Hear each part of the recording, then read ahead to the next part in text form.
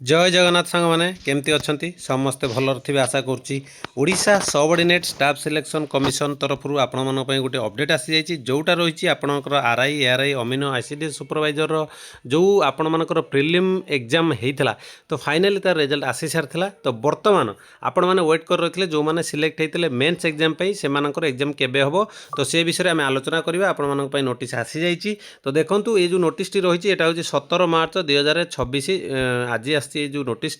रही कि conduct of main examination for the post RI ICD supervisor ARY amino and SFS under combined recruitment exam 2023 in CBRE mode आपण ये जो exam T रहा है हूँ आपण सीबीआरई मोड अनकि आपण कंप्यूटर माध्यम एग्जाम होगा जाऊँगी केबे हम एग्जाम टी ना एग्जाम टी हम आपंकर 26 एप्रिल 2026 आपंकर बर्तमान मार्च चलती आउ आपण मान हाथ में मात्र